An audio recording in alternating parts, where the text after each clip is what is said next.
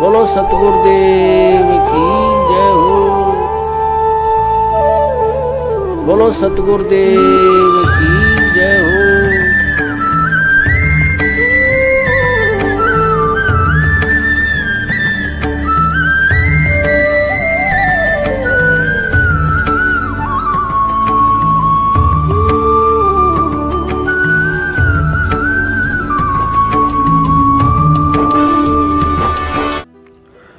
बंदी छोड़ सतगुरु रामपाल जी महाराज जी की जय हो।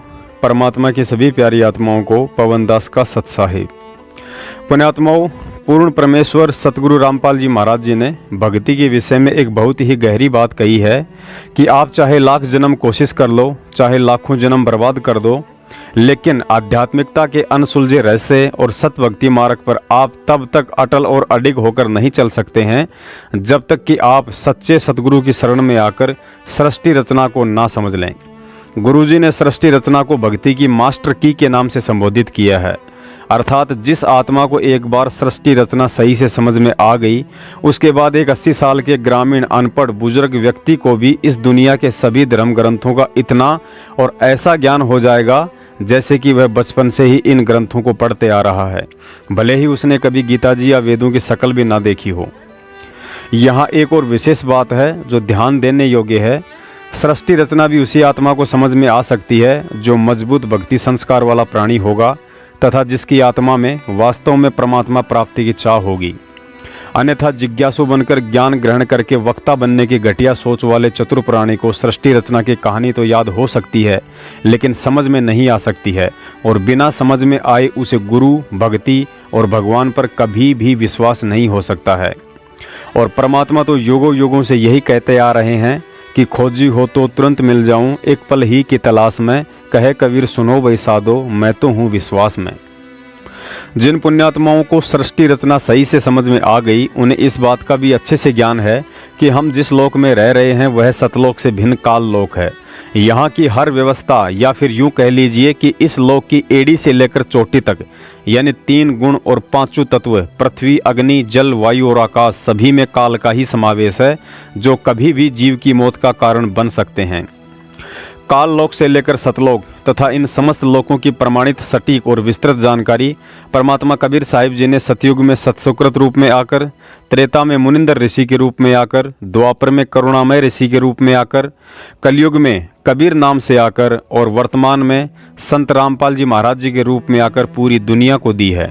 लेकिन कबीर नाम से वह परमात्मा इसलिए अधिक विख्यात होते हैं क्योंकि कबीर उनका वास्तविक नाम है, तथा कलयुग की प्रथम पीढ़ी में अपने वास्तविक नाम कबीर के साथ पृथ्वी पर प्रकट होने का दूसरा मुख्य कारण यह भी होता है कि पाप नाशक परमात्मा के नाम से लेकर उनकी हर क्रिया पाप नाशक होती है।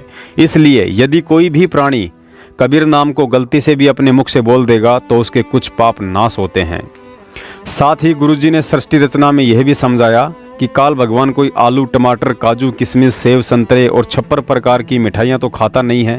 वह तो हमारे स्थूल शरीर त्यागने के बाद सूक्ष्म शरीर के अंदर जमा 5 विकारों से उत्पन्न गंध को खाता है। पुण्यात्माओं, अब आगे इस वीडियो के एक एक पॉइंट को बहुत गहराई से समझने की कोशिश करना, क्योंकि आज यह परमात्मा का कुत्ता पवन दास नकली काल पंथों की भेंट चढ़कर अपनी मूर्खता के चलते बलि के बकरे बनने जा रहे अपने उन सभी भगत भाई बहनों को जो बात समझाना चाहता है, अभी तक तो केवल उसकी भूमिका ही बनी है। तो पुण्यात्माओं, विचार करो, जो काल भगवान अन्न आहार ना करके हमें खाता हो, भला फिर वह कैसे इतनी आसानी से अपने भोजन अर्थात हम जीव आत्माओं को परमात्मा का तत्वज्ञान समझने देगा। आज चौथा युग कलयुग है और इसी युग के लिए उसने स्वयं तवत्शिला पर परमात्मा से वचन लिया था कि परमात्मा 3 युगों तक आप सतलोक में कम ही जीव लेकर जाना, और जब चौथा युग कलयुग आए तब आप जितने मर्जी जीव ले जाना, मैं आपको कुछ नहीं कहूँगा। तो सोई हुई आत्माओं, आंखें खोलो, हम चौथे युग कलयुग में जी रहे हैं। आज काल भगवान की हमारे ऊपर चौतरफा नज़र है। अब वो चद्दर ओढ़कर सोने वाला नहीं है। आज वह परमात्मा के सतमार्ग में रोड़ा और सतज्ञान में मिलावट करने के लिए साम दाम दंड भेद से परे कोई भी नीच से नीच और घटिया से घटिया स्तर अपना सकता है, और दोनों स्तर आज उसने अपना लिए हैं। सतमार्ग में तो स्वयं गुरु गद्दार सतलोक आश्रम मैनेजमेंट हरियाणा रोड़ा बना हुआ है, और सतज्ञान में मिलावट और उनकी वाणियों में हेराफेरी के माध्यम से अटवट करके जीवों को भ्रमित करने का ठेका नकली पंथों के हाथों में सौंप रखा है। कुछ पंथ तो पहले से ही अपनी उस सेवा को तनमन से करते आ रहे हैं, लेकिन हाल ही मदन पंथ नाम से एक और संस्था है जो काल प्रेरणा से इस सेवा में जुट गई है। आज आप लोग देख रहे हैं कि लोगों की मानसिकता को पढ़कर उनकी जेब हल्की करने के लिए ऑटो सेक्टर में हर महीने नई नई गाड़ियां लॉन्च हो रही हैं और कहा जाता है कि मारुति का न्यू मॉडल, टाटा का न्यू मॉडल। कहने का मतलब है उन गाड़ियों के थोबड़े के अलावा कुछ भी नया नहीं होता है। टायर, चेचस, इंजन सब वही होता है, बस बाहर से उनके लोहे के पत्रों को ऊंचा नीचा टेढ़ा मेढ़ा करके न्यू मॉडल और लेटेस्ट डिज़ाइन के नाम से जनता के सामने पेश कर दिया जाता है। और भोली जनता उस कंपनी की मानसिकता और सत्यता को ना पहचान कर खुश होती रहती है कि वाह क्या डिज़ाइन है, क्या कलर है, हेडलाइट कितनी मस्त है। लेकिन आपने किसी भी व्यक्ति को यह कहते नहीं सुना होगा कि वाह इसका इंजन कितना मस्त है। पुण्यात्माओं, कहने का मतलब है यह मदन पंथ भी उन्हीं काल पंथों का एक हिस्सा है। बस फर्क इतना है कि काल ने भक्ति मार्ग में जीवों को भ्रमित करने और भटकाने के लिए इसे उन गाड़ियों की तरह एक नए मॉडल और लेटेस्ट पंथ के रूप में लॉन्च किया है।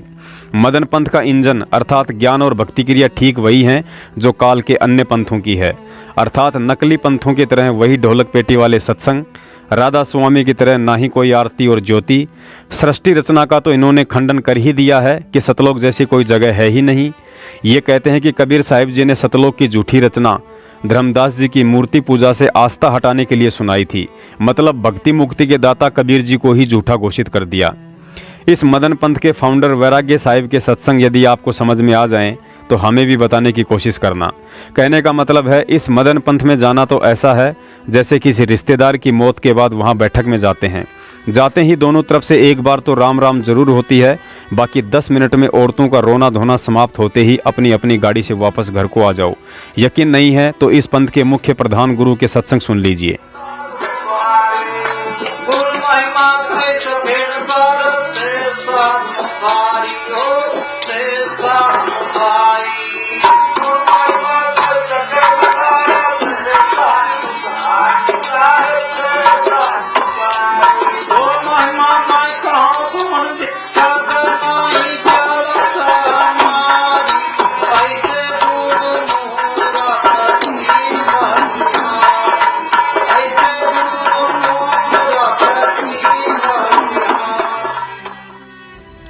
पुण्यात्माओं, अब इस काल भगवान ने सतगुरु रामपाल जी महाराज जी के द्वारा चलाए गए यथार्थ 13वें कबीर पंथ से लोगों का ध्यान भटकाने और पहले से जो आत्माएं सतगुरु रामपाल जी महाराज जी से जुड़ी हुई हैं और यदि उन आत्माओं का ज्ञान योग, पूर्व भक्ति संस्कार और वर्तमान भक्ति की कमाई तथा सतगुरु पर विश्वास दृढ़ नहीं हो पाया है, उन्हें वहां से तोड़कर काल खेमे में लेकर उनका पतिव्रता धर्म नष्ट करने की एक सुनियोजित चाल है।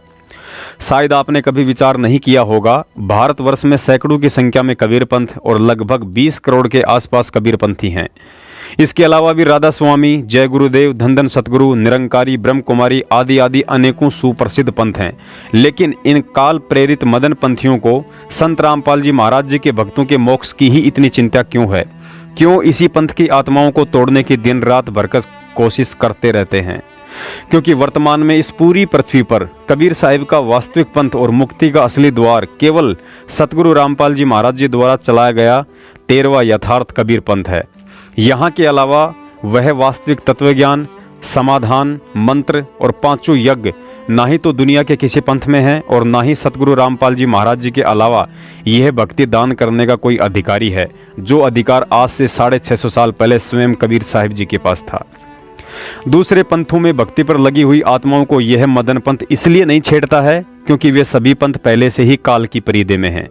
काल को चिंता केवल सतगुरु रामपाल जी महाराज जी से जुड़ी हुई आत्माओं को लेकर है कि इन्हें किस विधि और छलबल से सतभक्ति और मोक्ष मार्ग से अलग किया जा सकता है। सतगुरु रामपाल जी महाराज जी अपने सत्संगों में कहते हैं कि दास जो ज्ञान दे रहा है ये किसी डूम भाट के गीत नहीं, बल्कि ये वही तत्व ज्ञान है जो आज से 650 साल पहले आकर स्वयं परमात्मा कबीर साहिब जी ने दिया था। यदि मुझ दास का दिया हुआ होता तो 100 त्रुटियां मिल सकती हैं, लेकिन परमात्मा का ज्ञान है। दास केवल एक स्पीकर बनकर आप पुण्यात्माओं तक पहुंचाने के लिए उस परमपिता की नौकरी कर रहा है। पुण्यात्माओं, यहाँ आपको एक छोटा सा कंसेप्ट और क्लियर करना पड़ेगा। ये नकली मदन पंथी भोली आत्माओं का चतुराई से दिल जीतने के लिए सतगुरु रामपाल जी महाराज जी की स्वार्थवश हल्की सी प्रशंसा करते हुए कहते हैं कि संत रामपाल जी महाराज जी का बहुत बड़ा योगदान है कि उन्होंने दुनिया में कबीर जी को परमात्मा सिद्ध किया है। लेकिन संत रामपाल जी महाराज जी के पास मूल ज्ञान नहीं है, जो केवल मदन पंथ में है।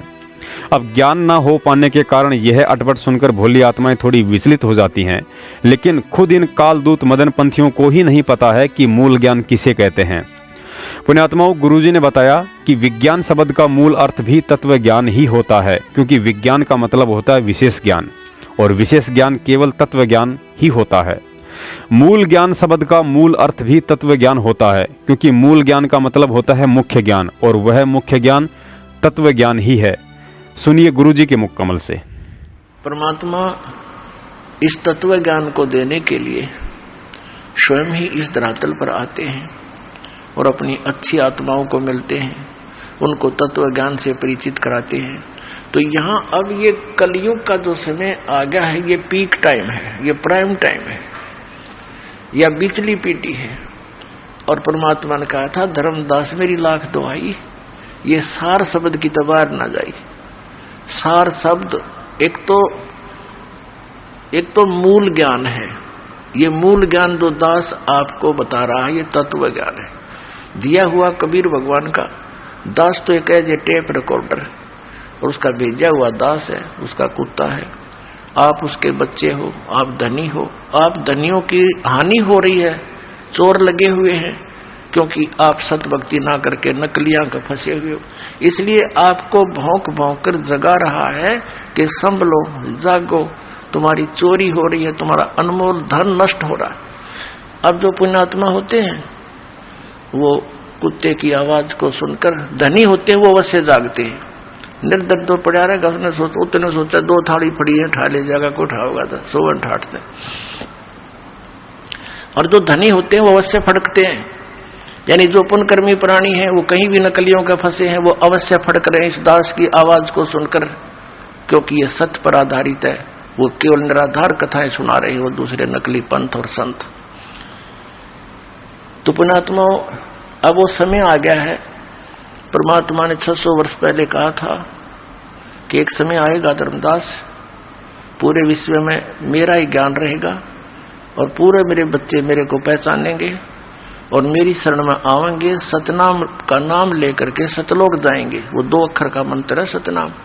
इस सतनाम को देने का इस विश्व में कोई अधिकारी नहीं है पुण्यात्मा, इस दास के अतिरिक्त। यह अभिमान ना समझना, ये तत्व ज्ञान समझना, यानी सच्चा ज्ञान समझना। पुण्यात्माओं, इस काल की पुरानी बैलगाड़ी के लेटेस्ट मॉडल मदन पंथ के प्रवक्ता नितिन रायजादा को जब कहीं से भी सतगुरु रामपाल जी महाराज जी के सत्संगों और प्रमाणित ज्ञान में सुई की नोक रखने जितनी भी कोई कमी नजर नहीं आई, तो अपनी इज्जत रक्षा के लिए कुत्ते को डोगी कहकर बोलना शुरू कर दिया। मतलब यदि कोई करोड़पति व्यक्ति लाखों रुपया खर्च करके विदेशी कुत्ता अपने घर ले आए और यदि उससे कोई कह दे कि भाई ये कुत्ता कितने का लाए हो, तो वह व्यक्ति बड़ा दुखी होता है कि इसने मेरे डोगी को कुत्ता कैसे कह दिया। अरे नादान, चाहे उस कुत्ते को कुत्ता कहो, डोगी कहो या श्यामलाल कहो, रहे तो आखिर कुत्ता ही गा। कुछ ऐसा ही ड्रामा यह काल प्रेरित नितिन रायजादा कबीर साहिब जी की वाणियों में मिर्च मसाला लगाकर उनका अर्थ से अनर्थ करते हुए मंदबुद्धि लोगों को भ्रमित करने की कोशिश में लगा हुआ है। और इस कोशिश में वही लोग भ्रमित होंगे जो सतगुरु रामपाल जी महाराज जी के पंथ से ज्ञान समझकर मोक्ष के मकसद से नहीं बल्कि भूत भगाने के मकसद से जुड़े थे। सुनिए उन भूतिया लोगों के विचार जो इस मदन पंथ में भी केवल अपने भूत निकलवाने के लिए ही जा रहे हैं, जबकि उन्हें इस बात का ज्ञान नहीं है कि भूत कभी भूतों से नहीं बल्कि संतों से डरकर भागते हैं। इस ऑडियो को सुनकर आपको यह यकीन हो जाएगा कि संत रामपाल जी महाराज जी के पंथ से निकलकर काल दूत मदन पंथ में कोई भगत नहीं बल्कि भूतिया कचरा जा रहा है, जिसको सतगुरु रामपाल जी महाराज जी ने बरवाला कांड से पहले ही रिजेक्ट कर दिया था, क्योंकि जोहरी कभी भी कबाड़ का नहीं बल्कि हीरे मोती लाल का व्यापार करता है। हाँ, ये तो सिद्ध अनुकाम तो मुक्ति में ले जाएंगे, भूत प्रेत ये मार पर हटते सुना दी मन तो अगले में कही मुक्ति ये मुक्ति फलाना चल रहा, सतलोक में जाना है तो बाद की बात है। एक ही है जो कबीर साहब का मार्ग है, वो संसारी की इच्छा को पूरी नहीं करने के लिए नाम जोड़ा जाता है उसके साथ है। और संसारिक इच्छा अपने आप ही पूरी हो जाती है जब साधक मुक्ति के लिए नाम लेता है। अरे मुक्ति के लिए तो ले रहे हैं शमशेर, इतने दिन हो लिए लागे थे।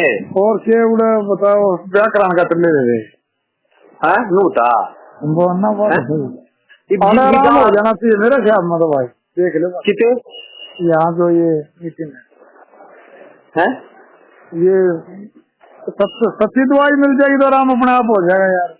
अरे समझे मैं तो उनको कबीर साहब की शक्ति एक और वो जो शक्ति जाओगी तो अपने आप नहीं हट देंगे, चीज जाएंगे अपने आप हट जाएंगे वैसे बिल्कुल। वैसे फिर चीज तो शक्ति कबीर साहब की शक्ति होगी ना उसके साथ मिटा जाएगी नहीं सोता ही। हाँ बिल्कुल बस इसका मतलब सच्चा नहीं है, कहीं भी जब ये जा रहा है तो गिरना दूर। हाँ हाँ बिल्कुल जब ये भीतर बढ़ रहा है तो सत्य मन से जुड़ो तुम जाके और आराम हो जाना चाहिए मेरे ख्याल में। यार हम तो समझाने और झूठे मन से जुड़ रहे यार, किसी गए हैं हम लोग सामने करा है कोई 1000-2000 रुपये किसी 2 रुपये छोटे हैं लिए थोड़ा किसी पे। प्रदीप जब महाराज जी तो बात चल रही थी ना, महाराज जी ने एक बात कही थी वह सबका नाम कबीर का मिल जाएगा ना तो भूत प्रेत नहीं रह सकते, तो तुम मुझे बात समझ जाना चाहिए था। और इतना है उनकी बोला तो था आपसे बात चल रही थी नहीं समझ गया मैं तो फिर कहना कति समझवा दिया उसको कि वो कति हाथ खड़े कर गया, बोला ना यहाँ तो लेना ही नहीं। लेना क्यों नहीं, वो तो कहने लग रहा है गंगानगर आ जाओ भाई 9 बजे। वो तो जब अंदर की गंगानगर बता देगा, गंगानगर की आगे बता देगा तो आगे तो फिर मुंह थोड़ा का आग रहे हैं अगले में कमी थोड़ा का डग रहे हैं किसी तू पतरियाला दौड़ चला जा पतरियाला नहीं काट अगले कमी कौन का रखा 2 पिक्चर में छोटा तंग कर रहा फलाना उसने भी ये बात कहनी है। अरे झूठ क्या बताना वही मिलेगा वो अंदर से अर्ली मॉर्निंग चलेंगे। उसने क्या तो दिया वो नाम में कौन धंधा है इससे तो गुरु नाम में नहीं धंधा है वो न्यू को है भाई शुरू में ये 4 शब्द ये बोला बहुत परेशान जिक्र करेंगे जी हमने उसके ठीक करने का कर लेना है तो महाराज जी नाम देने से मना कर देंगे। तो तो ताप की बात करेगा पहले तो उसका ताप ठीक उतरेगा जब तो क्या ही बात करेगा वो मैंने थोड़ा क्या दिमाग में मुझे स्टेट राज्य दंड है मेरे ताप से मैं ताप की बात करूंगा शमशेर यदि तूड़ी की जरूरत है तो यार क्यों वो जो आपको आ जाएगी तूड़ी तो तूड़ी की तो इच्छा भी ना रखो तो इच्छा क्यों रखते हैं अगले तो तूड़ी की इच्छा नहीं होता इस तरह जख्म हो रहा हो वो तो ऑटोमेटिक मेरे लिए है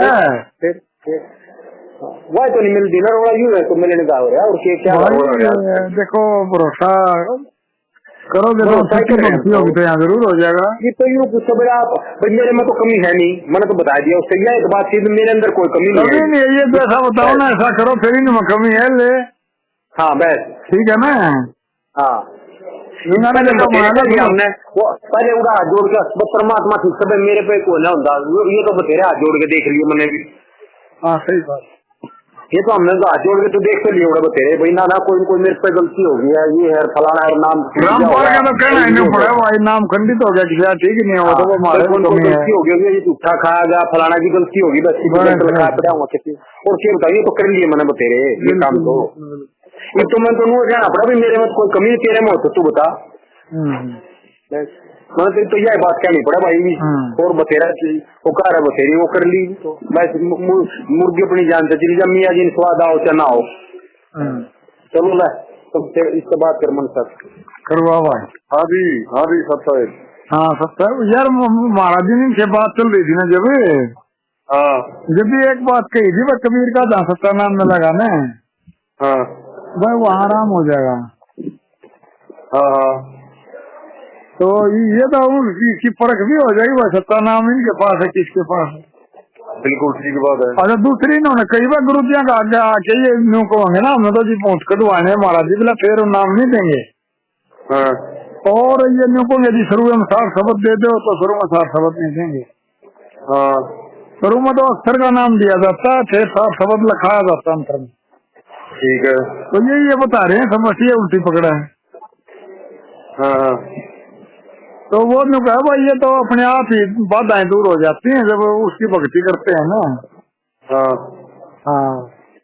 लेकिन से भक्ति नहीं कर ली उसकी भाई उसकी वो सत भक्ति नहीं हुई होगी वह कुकर हो गए। भाई वो तो देख लो जैसा इच्छा हो तो चलने की चलो मैं एक बात कह रहा हूँ, हाँ भाई, एंड उसका बटका अपन तो पता नहीं। हाँ नहीं, वो तो मैंने मान लिया आपकी बात है। जो भी जो वाले बोल रहे उनकी वो बता दी थी, इनकी बता दी। आप लोग देखो सेवा में हाजिर रहते हैं भगतों की। नहीं, सेवा में हाजिर आप तैयार हो, मैं नहीं उस बात शमशेर दास। मैं तो एक और बात कह रहा आपसे।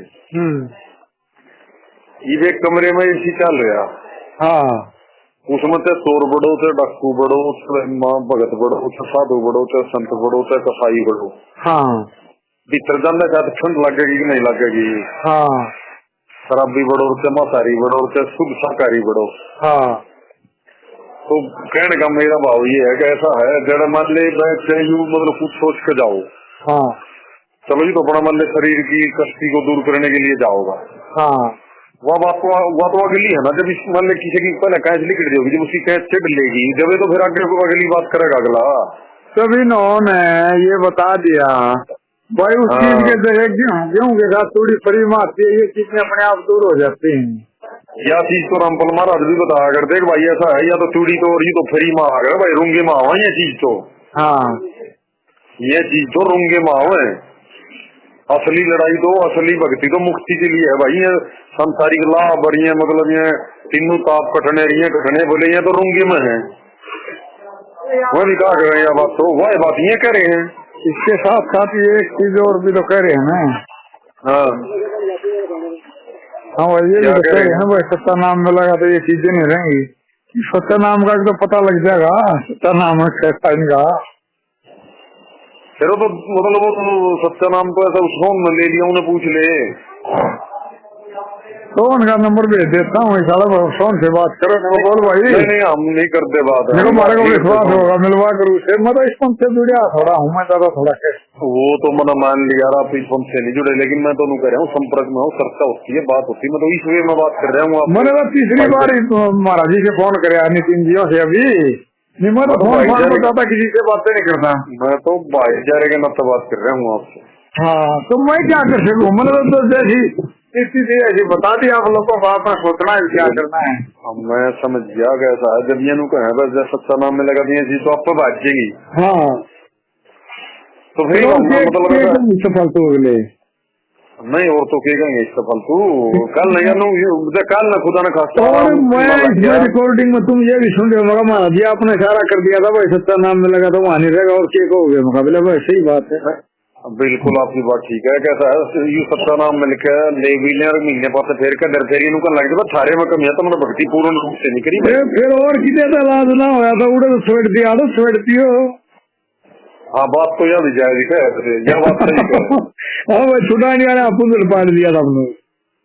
ना पुंजर तो किसका पट है, पाट दिया 13 साल ना तो भाई आराम हो गया तो ठीक है ना, किसी और जा देखेंगे। बस यू मर गया और बताइए ले ले। इस बात से तो फिर मैं सहमत हूँ आपकी इस बात भाई। ऐसा है तो वो सुबह अर्ली मॉर्निंग चलेंगे वहाँ से गंगानगर के लिए।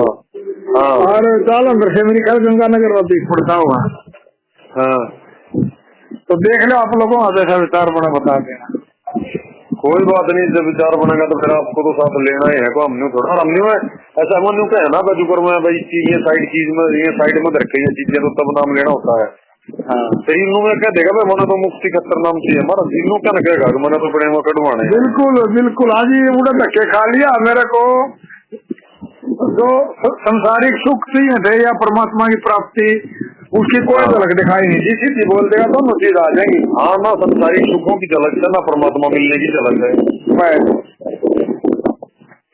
बात तो यही है ना। और बड़े दयाल संत है वो, मेरे को देखे ना डेरा बस्ती में इनके जो गुरु जी हैं नितिन जी के, बहुत इसमें वहाँ पर काम करते हैं आश्रम में, मतलब बड़े दयालु संत हैं। दयालु के उड़ता के उन्हें पूछे जी आड़ेगा मैं कौन है। अच्छा अच्छा, हमने कौन है। चलो कोई नहीं, चीजों मैं करता हूँ बात। ठीक,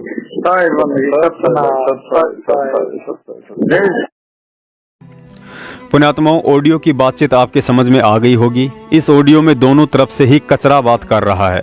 पहला कचरा कोई हरियाणा के जींद का रहने वाला शमशेर सिंह है। इसकी जीवनी पर भी थोड़ा सा प्रकाश डाल देते हैं।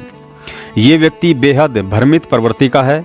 हरियाणा के स्टेट कोऑर्डिनेटर अमन गोदारा के भाणजे का ससुर है। पहले काफ़ी वर्षों तक राधा स्वामी पंथ में रहा। राधा स्वामी पंथ से फिर सतगुरु रामपाल जी महाराज जी की शरण में आया। 12 वर्षों तक इसने साधना की, सारनाम भी प्राप्त किया। सारनाम लेने के बाद भी बीड़ी पीने की आदत नहीं छोड़ी तो सतगुरुदेव जी ने इसे आश्रम से बाहर कर दिया। काफ़ी मिन्नतें की तो गुरुजी ने इस मंदबुद्धि पर दया करके इसे पुनः अपने चरण कमलों में जगह दी। लेकिन बरवाला कांड के बाद काल एजेंट सतलोक आश्रम मैनेजमेंट की भक्ति विरुद्ध हरकतों के कारण इसने अपनी बुद्धि दोष के चलते सतगुरु रामपाल जी महाराज जी में दोष देखना शुरू कर दिया और काल प्रेरणा से धीरे धीरे उनसे अलग हो गया और अब उनकी बुराइयां करने लगा। कुछ समय यूं ही भटकता रहा। फिर इसकी मुलाकात हरियाणा के एक व्यक्ति R.K. भूरिया जी से हुई, जो वर्तमान में हैदराबाद शहर में रहते हैं, जो विहंगम योग संस्था से जुड़े हुए हैं। जब शमशेर ने भूरिया जी से विहंगम योग के विषय में कुछ अच्छा सुना तो भाई साहब ने अपनी पोटली उठाकर विहंगम योग में दाखिला ले लिया। साल भर ही हुई थी कि किसी ने शमशेर को अब मदन पंथ के बारे में बताया कि मदन पंथ अच्छा पंथ है। तो भाई साहब अब अपनी पोटली उठाकर मदन पंथ में जाने की तैयारी में है। मदन पंथ के बाद अब आगे किस पंथ में जाएगा, या मदन पंथ वाले इसे खुद ही महंत बनाकर जींद हरियाणा में अपने एजेंट के रूप में बैठा देंगे, इसकी जानकारी भी आपको साल भर में मिल ही जाएगी। काम धंधे की बात करें तो शमशेर सिंह जींद के किसी भूतपूर्व मंत्री की कोठी पर एक ऑफिस लेकर बैठते हैं, जहां से 12वीं पास लड़के लड़कियों को कुछ कमीशन लेकर प्राइवेट बैंक में नौकरियां दिलवाते हैं। पुण्यात्माओं, ऊपर की या 2 नंबर की कमाई की बात करें तो शमशेर सिंह जी 2 नंबर के पैसों को किसी ट्रस्ट के माध्यम से मोटा कमीशन लेकर 1 नंबर में तब्दील करवाते हैं। मुझदास को भी इसने काफ़ी लोभ लालच देने की कोशिश की और कहा कि जयपुर से कोई ऐसी मोटी पार्टी पकड़ो जिसके पास 2-3 करोड़ 2 नंबर का पैसा हो, उसका पैसा व्हाइट मनी में तब्दील कर देंगे और आपको भी 50-55 लाख रुपए मिल जाएंगे। मैनेजमेंट का पीछा छोड़ो और अपने बच्चों पर ध्यान दो। आड़ोसी पाड़ोसी या रिश्तेदारों की बात करें तो लोग इन्हें क्रेक समझते हैं। क्रेक का मतलब हरियाणा में हाफ माइंड व्यक्ति को कहते हैं, देसी भाषा में आधा पागल इंसान भी कह देते हैं। शकल से आपको लग भी रहा होगा। कहने का मतलब है इस ऑडियो में सामने वाले को स्वयं कह रहा है कि यदि मदन पंथ में आपके भूत नहीं भागते हैं तो किसी और पंथ में चले जाना, और इसी बहाने इस मदन पंथ की भी पहचान हो जाएगी। अर्थात यदि आपके भूत भाग गए तो समझो मदन पंथ का नाम सच्चा है, और यदि नहीं भागे तो मदन पंथ भी नकली है। पुण्यात्माओं, अब आपके समझ में आ गया होगा कि लोग इसे क्रेक क्यों कहते हैं। कबीर साहिब जी ने संत की पहचान ज्ञान से करना बताई है, भूत भगाने से नहीं। बीच में शमशेर सिंह को दास एक सलाह दे देता है कि भाई शमशेर सिंह, दाढ़ी बढ़ा लेने से इंसान का ज्ञान योग नहीं बढ़ जाता है। मदन पंथ खुद भूत है तो भला इस भाई का भूत कहाँ से निकाल देंगे। हाँ, साल भर में इनका मूत जरूर निकाल देंगे, क्योंकि भूत कभी भूतों से नहीं बल्कि संतों से डरकर भागते हैं। चाहते तो इनका भूत सतगुरु रामपाल जी महाराज जी की शरण में आने से भी निकल सकता था, लेकिन यह भक्ति ज्ञान को समझकर मोक्ष करवाने की है। अतः उस अंतर्यामी सतगुरु को पहले से ही पता था कि इनका मकसद केवल अपने भूत निकलवाने का ही है, भक्ति करने का नहीं है। सच्चे संत की शरण में आने से पहले छल बल को त्यागना होता है, फिर उसके भूत ही नहीं बल्कि उनके पितरों को भी परमात्मा मानव जन्म देकर अपनी शरण में लेकर मोक्ष कर देता है। मैं मदन पंथियों से निवेदन करता हूं कि कचरे का एक और कण आपकी संस्था में आने की सोच रहा है, अपने गंदे तालाब में इसे अवश्य जगह देना, वरना बाहर रहेगा तो बदबू मारता ही रहेगा। इसके अलावा यह भ्रमित व्यक्ति कबीर सागर के पेज नंबर 123 से एक वाणी उठाकर उसे जबरन ईर्ष्यावश सतगुरु रामपाल जी महाराज जी पर फिट करने की कोशिश कर रहा है और कहता है कि संत रामपाल जी महाराज जी तो हंस मुनि की आत्मा है। इस वाणी में लिखा है कि गरीबदास पंथ में एक हंस मुनि नाम का दूत आएगा जो अपने आप को कबीर कहलाएगा और लाखों जीवों को नरक में ले जाएगा। पुण्यात्माओं, जिस मंदबुद्धि प्राणी शमशेर सिंह को 12 साल से कबीर की शरण में रहते हुए कबीर समझ में नहीं आया, उसे कबीर सागर कैसे समझ में आ सकता है। पहली बात तो ये कि सतगुरु रामपाल जी महाराज जी ने कभी नहीं कहा कि मैं कबीर हूँ या मुझे कबीर कहो या मैं कबीर का अवतार हूँ। उन्होंने सदा अपने आप को कबीर का दास, गुलाम, नौकर आदि कहकर संबोधित किया है। ये तो इस तत्व ज्ञान को समझकर हम भक्तों ने उन्हें पहचाना है कि वर्तमान में कबीर साहिब जी सतगुरु रामपाल जी महाराज जी के रूप में आए हुए हैं। स्वयं कबीर साहिब जी का विधान है कि गुरु गोविंद कर जानियो रहिए शब्द समाए, मिले तो दंडवत बंदगी नहीं पल पल ध्यान लगाए। पुण्यात्माओं, गुरु जी ने कुंज पक्षी के विषय में बताया कि कुंज एक ऐसा पक्षी है जो समुद्री तट पर अंडे देकर अपने झुंड के साथ भोजन की तलाश में हजारों किलोमीटर दूर दूसरे देश के लिए उड़ान भर देता है और अपनी विशेष कसक के साथ अपने अंडों को ध्यान में रखते हुए उन्हें सेता रहता है। 2-3 महीने बाद जब कुंज पक्षियों का झुंड वापस समुद्री तट पर आता है तब तक उन अंडों से बच्चे निकल चुके होते हैं। फिर भी वह कुंज पक्षी अपनी उस कसक के द्वारा उन हजारों बच्चों के झुंड से अपने अपने बच्चों को तुरंत पहचान लेते हैं। तो भाई शमशेर सिंह जींद वाले, हम उस कुंज संत सतगुरु रामपाल जी महाराज जी के बच्चे हैं। जब 650 साल के लंबे अंतराल के बाद वे हमें नहीं भूले तो भला हम उन्हें कैसे पहचानने में गलती कर सकते हैं। और कभी सतलोक में बैठकर तो कभी हिसार जेल में बैठकर वे अपने बच्चों की ऐसे ही परवरिश करते हैं जैसे कुंज अपने अंडों की। सुवटा खाली रह गया, सुवटा कहते तोते को, पार पहुंचा नाही, ऐसे राम राम प्राणी कहें वो जम की नगरी जाही। जिसके अंदर कसक ने ऊपर तो मंत्र जाप करते हैं, कहते हैं वो सूट तोते की तरह रटलारे हैं। सोवटा पढ़े सुभान गति, अंदर नहीं उचारे, कुंज कुरल अंड पोख हैं ये कोस सैंस हजारे। कुंज कुरल हरि हेत जप अलल पंख गैनारे, हृदय शुद्ध शरीर सरिये कच्छप दृष्टि निहार। कितना अच्छा ज्ञान दिया, कितना एक सटीक उदाहरण दिया परमात्मा ने, एग्जाम्पल दिया है कि सुवा पढ़े सुभान गति, स्वाभाविक पढ़ रहा है तोता तो, अंदर नहीं उचारे, और कुंज कुरल अंड पोख हैं ये कोस सहस हजार। इधर जो ये कुंज आती है ना, कुंज सर्दियों इनमें वर्षा के दिनों में कुंज आती है, कुंज पक्षी होते हैं, और वो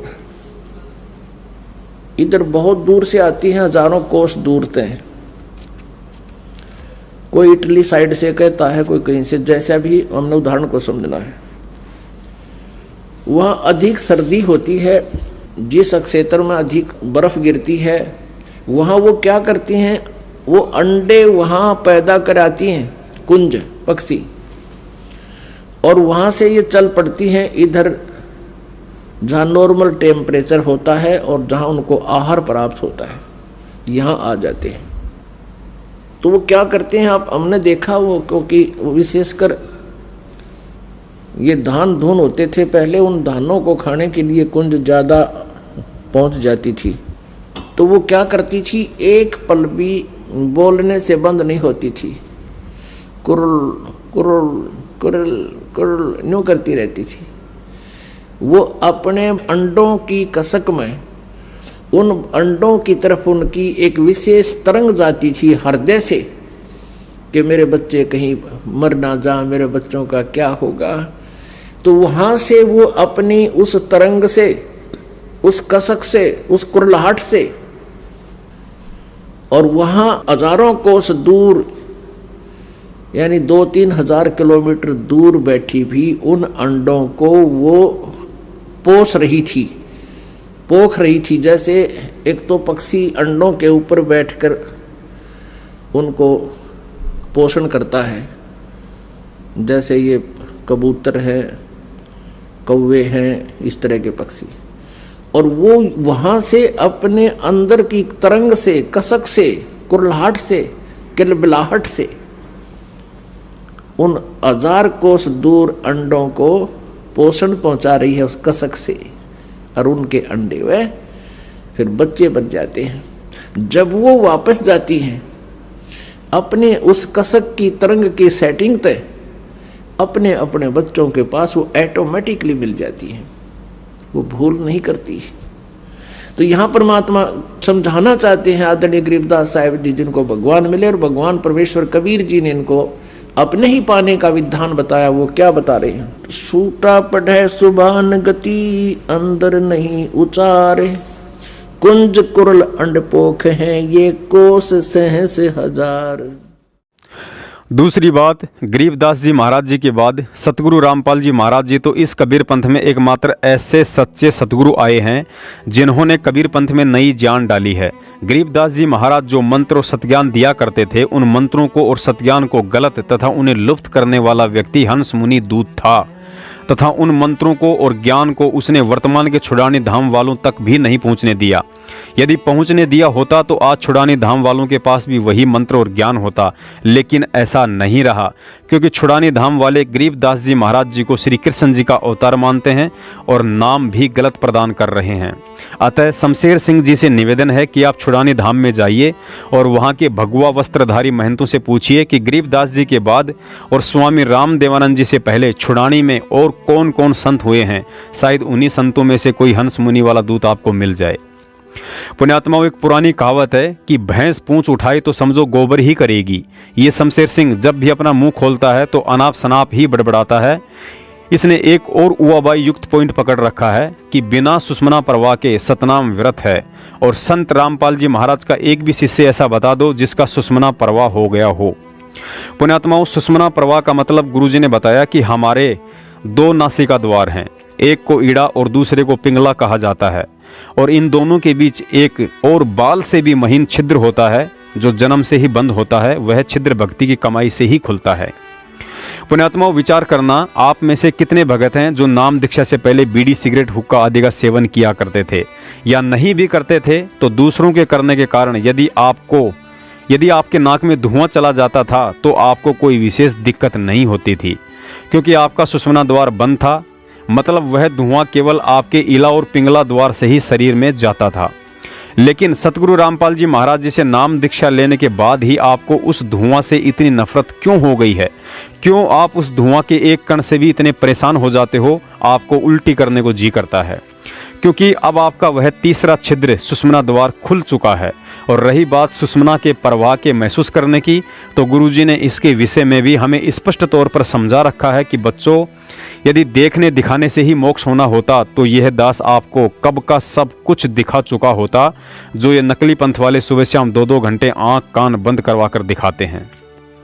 इसके अलावा जब हम अपने सतगुरुदेव जी को बंदी छोड़ कहते हैं तो शमशेर सिंह को बिजली का सा झटका लगता है, और कई बार इसको भक्तों के साथ बेवजह बड़बड़ाते हुए सुना भी है कि आपका गुरु बंदी छोड़ है तो कैद में क्यों है? जो खुद के बंधन नहीं काट सकता वो बंदी छोड़ कैसे हो गया? हेलो, हाँ जी, कौन साहब बोल रहे हैं? मैं फौजी दास बोल रहा हूँ जी, गाजियाबाद से। गाजियाबाद से तुलसीदास? खोजी दास है जी? खोजी दास। फौजी दास? हाँ जी। नाम ही फौजी रखवा लिया? हाँ जी, नहीं खोजी दास। खोजी दास, अरे वाह वाह वाह। हाँ खोजी दास जी, आदेश करो।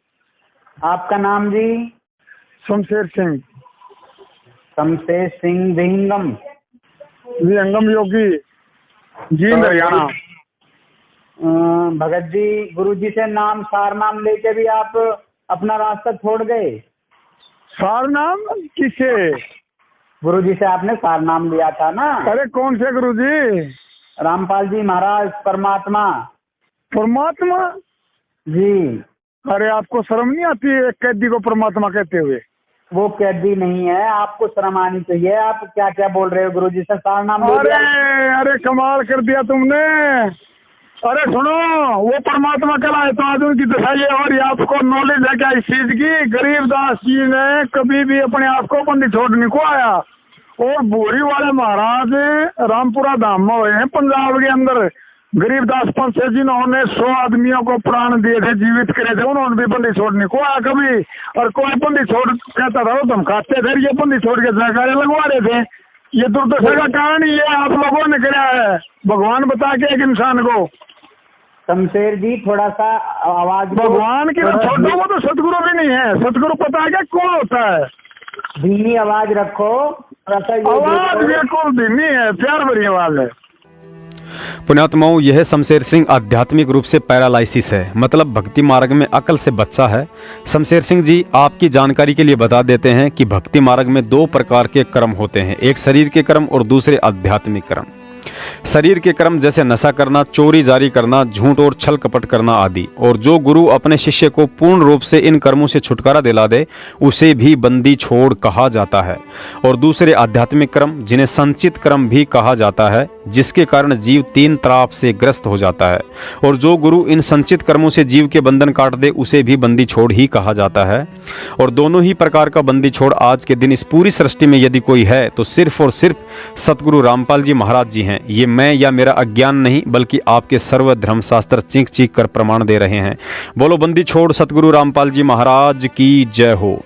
रही बात उनके कैद में होने की, तो कैद में वे आप जैसे अज्ञानियों के लिए हैं और ज्ञानी के लिए उनके हृदय में हैं। आपने कहा कि कबीर साहिब जी के साथ 52 प्रकार की कसनियां कसी गई थी, वे तो उसी दिन बाहर आ जाते थे। शमशेर भाई, परमेश्वर हर युग में देश काल और परिस्थितियों के अनुसार अपनी लीला करते हैं। 650 साल पहले कबीर साहिब जी मुंह पर चमत्कार कर दिया करते थे, लेकिन फिर भी लोग उन्हें समझ नहीं पाए थे। उन्हें गंगा के बीच में बेड़ियों से बांधकर तीर और तोप के गोलों से मारने की 8 पहर तक कोशिश की, लेकिन उन्हें तीप और तोर के गोलों ने छुआ तक नहीं। फिर भी हम मूर्खों की आंखें नहीं खुली और उन्हें पहचान नहीं पाए। उन्हें सैकड़ों फीट गहरे झेरे कुएं में रस्सियों से बांधकर डाला गया, ऊपर से कंटीली झाड़ियां और मिट्टी से कुएं को भर दिया गया, लेकिन वह परमात्मा शेख तकी के पहुंचने से पहले ही सिकंदर लोदी के पास महल में बैठा हुआ मिला और फिर भी हम गधे उसे पहचान नहीं पाए। उन्हें जंजीरों में जकड़कर खूनी हाथी के आगे पैरों से कुचलवाने के लिए डाल दिया गया, लेकिन उनकी समर्थता के आगे हाथी और पहलवान दोनों ही भाग छूटे और सिकंदर लोदी ने भरी सभा में उन्हें दंडवत प्रणाम किया, लेकिन फिर भी हम अज्ञानी उन्हें समझ नहीं पाए। उन्हें बदनाम करने के लिए 18 लाख लोगों को काशी में कबीर भंडारे के नाम से जमा कर दिया गया और उस समर्थ ने 3 दिन तक सभी को मोहन भोजन खिलाया, लेकिन फिर भी हम नालायक उन्हें समझ नहीं पाए। तो भाई शमशेर सिंह, तेरे जैसे पाखंडियों और असली गुरुद्रोहियों के बहकाव में आकर हम उन्हें ना पहचानने की गलती करके एक बार काशी में ठोकर खा चुके हैं, लेकिन वही गलती आज दोबारा नहीं दोहराने वाले हैं। 2006 में 2 साल तक और आज 5 साल से वह समर्थ परमात्मा हिसार जेल में बैठा हुआ है। दुनिया समझे ना समझे, लेकिन उन्होंने हमें इतनी बुद्धि अवश्य दी है कि हम उनके पीछे के कारणों को बखूबी समझ रहे हैं। क्योंकि परमात्मा कहते हैं, सब सुमरे अपने अनुमाना तो गति लखी न जाई, कहें कबीर कृपया कर जन पर ज्यों की त्यों समझाई। अर्थात उस परमात्मा की लीलाओं को आप अपनी मनमुखी सोच और स्तर से कभी नहीं समझ सकते हैं। उनको तो वही भगत समझ सकता है जिस पर वह परमात्मा उन बातों को समझने की कृपा करता है। आज यदि वह समर्थ परमात्मा लंबे समय तक हिसार जेल में रहने का खेल ना खेलता तो आज इस पंथ में हंस और बगलों की पहचान करना बड़ा ही मुश्किल था। आज यदि वह समर्थ परमात्मा लंबे समय तक जेल में रहने का खेल ना खेलता तो कैसे पता चलता कि हम भक्तों को इस भक्ति और भगवान पर कितना विश्वास हो पाया है और अभी भी आप जैसे काल के दूतों से भ्रमित करने से पतिव्रता धर्म को तोड़ते हैं या आपके सवालों के 2 टूक जवाब देते हैं। आज यदि वह समर्थ परमात्मा लंबे समय तक ये खेल ना खेलता तो कैसे पता चलता कि जिन्हें हम अज्ञानता में उनका परिवार समझ रहे थे वह उनका परिवार नहीं बल्कि काल के दूत हैं, जो भक्ति मार्ग को अवरुद्ध करवाने के लिए काल ने कमाल की तरह उन्हीं के परिवार में भेज रखे हैं। आज यदि वह समर्थ परमात्मा लंबे समय तक ये खेल ना खेलता तो कैसे पता चलता कि भक्ति मार्ग पर केवल गुरु और उनके ज्ञान को ही आधार बनाकर चला जाता है, ना कि किसी कोऑर्डिनेटर और व्यक्ति विशेष को देखकर।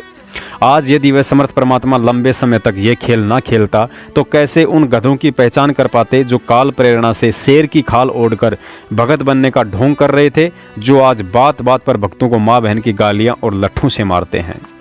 भाई शमशेर, जब उस परमात्मा ने हाथी पर बैठकर काशी में लीला की थी तो तेरे जैसे अज्ञानी पुरुष आज जिस कबीर साहिब को परमात्मा कहते हैं उस समय भड़वे की संज्ञा दे रहे थे, लेकिन वो भड़वा नहीं था बल्कि उन नकली शिष्यों के ज्ञान की परीक्षा ले रहा था कि जो मेरा होगा वह समझ जाएगा और जो नकली होगा उसका भार मेरे सिर से उतर जाएगा।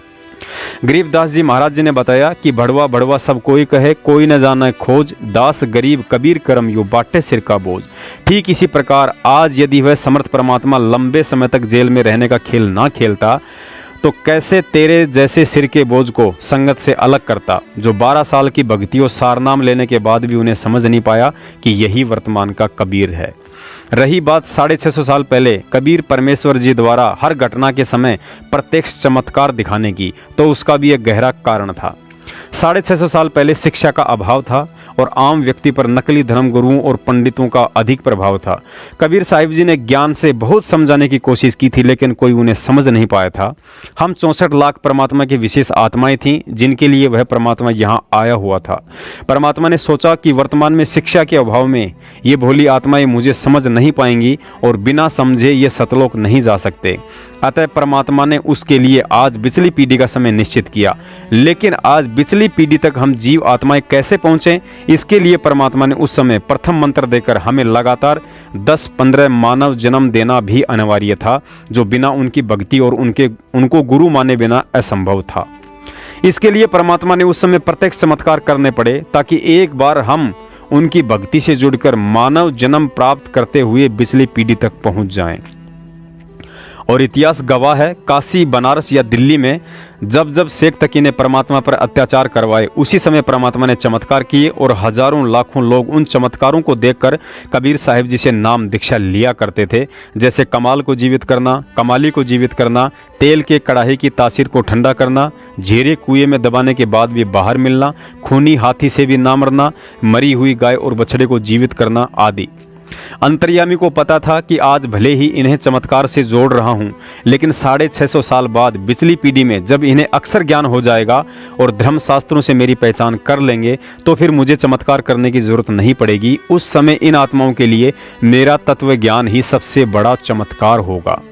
तो शमशेर भाई, लगता है आपकी शंकाओं का समाधान हो गया होगा।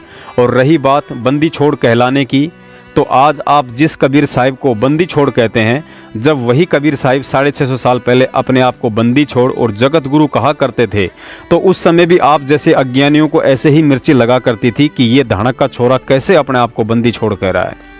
जब रामानंद जी ने कबीर साहिब जी से उनकी जाति पूछी और कबीर साहिब जी ने कहा कि जाति हमारी जगत गुरु परमेश्वर है पंथ, तो गुरु जी कहते हैं कि रामानंद जी गुस्से में आकर जमीन से 2 फीट ऊंचे उछले कि तू धानक का लड़का अपने आप को जगत गुरु कह रहा है। लेकिन जब समझ में आया तो वही 2 फुट उछलने वाला पंडित उनके चरणों में मत्था टेक कर रोया करता था। पुण्यात्माओं, वीडियो थोड़ा लंबा अवश्य है, लेकिन धैर्य बनाए रखिए। आज परमेश्वर इस मदन पंथ वालों के द्वारा जो भ्रमणा फैलाई जा रही है, उन सभी शंकाओं का विस्तार से समाधान करवाएंगे। आजकल इस मदन पंथी नितिन ने अपनी अज्ञानी टीम के द्वारा सतलोक के विषय में एक भ्रमणा फैलानी शुरू कर दी है कि सतलोक में पूर्ण मोक्ष नहीं है, जबकि संत रामपाल जी महाराज जी कहते हैं कि सतलोक में पूर्ण मोक्ष है। पुण्यात्माओं, दास ने पहले ही जिक्र कर दिया था कि जिस व्यक्ति को सृष्टि रचना का सही से ज्ञान हो गया, वह व्यक्ति साक्षात काल भी आ जाए तो भी भ्रमित नहीं हो सकता है। फिर काल के कुत्तों की तो औकात ही क्या है। यह हमारा घमंड या अहंकार नहीं, बल्कि सतगुरु के वचनों पर हमारा अटल विश्वास बोल रहा है। पुण्यात्माओं, सतलोक में 3 ताप, 3 गुण, सुख सुविधाएं, जन्म मरण, रोग शोक आदि के हिसाब से पूर्ण मोक्ष क्षेत्र है। इस बात को अच्छे से जानने के लिए हमें आगे इस वीडियो को गहराई से समझना है। हालांकि गुरुजी ने अपने सत्संगों में सारा भेद खोल रखा है, लेकिन कमी हमारी ही रहती है कि हम उनके सत्संगों को समझ नहीं पाते हैं। जिस प्रकार एक बेरोजगार व्यक्ति के लिए बेरोजगारी से सरपंच का पद उत्तम होता है, सरपंच के पद से विधायक का पद उत्तम होता है, विधायक से मंत्री का पद उत्तम होता है, मंत्री से मुख्यमंत्री का पद उत्तम होता है और मुख्यमंत्री से राज्यपाल का पद अति उत्तम होता है, क्योंकि मुख्यमंत्री मात्र 5 साल के लिए होता है, जबकि राज्यपाल की सेवा अंतिम समय तक सरकार की ही जिम्मेदारी होती है। सेवानिवृत्त होने के बाद भी राज्यपाल को कोई काम नहीं करना पड़ता है, उसे मुफ्त सरकारी आवास, गाड़ी और नौकर उपलब्ध होते हैं। कहने का मतलब है वह हर तरह से सुखी होता है। पुण्यात्माओं, अब आप उस बेरोजगार व्यक्ति के बेरोजगार पने से लेकर राज्यपाल वाले पद के सुखों के अंतर की तुलना करेंगे तो ऐसा लगेगा जैसे एक भिखारी और देवता में होता है। लेकिन राज्यपाल के पद अंतिम सुख और इच्छाओं का अंत नहीं है। राज्यपाल से ऊपर 3 पद और हैं, देश का गृह मंत्री, देश का प्रधानमंत्री और देश का राष्ट्रपति। इन तीनों में भी राष्ट्रपति का पद देश का सर्वोच्च सम्माननीय पद है। वह देश का प्रथम नागरिक अर्थात राष्ट्र का पिता होता है। पुण्यात्माओं, ठीक यही स्थिति सतलोक की है। भक्ति मार्ग में किसी भी तरह की पूजा पाठ न करने वाले नास्तिक व्यक्ति के लिए भैरव भूत पित्र की साधना करना उस नास्तिक पने से उत्तम है। भैरव भूत पितर की साधना से किसी देव की साधना उत्तम होती है। देव साधना से ब्रह्मा विष्णु महेश जी की साधना उत्तम होती है। ब्रह्मा विष्णु महेश जी से ब्रह्म साधना उत्तम होती है और ब्रह्म साधना से सतलोक की साधना अति उत्तम होती है। सतलोक में जाने के बाद आपको राज्यपाल जैसी सुविधाएं उपलब्ध रहेंगी। सतलोक में ना मौत है, ना बुढ़ापा, कोई काम धंधा नहीं करना पड़ता, आपको मुफ्त का आवास, गाड़ी और सर्व सुविधाएं उपलब्ध रहेंगी। लेकिन सतलोक से ऊपर और भी 3 पद हैं, अलखलोक, अगमलोक और अनामी लोक।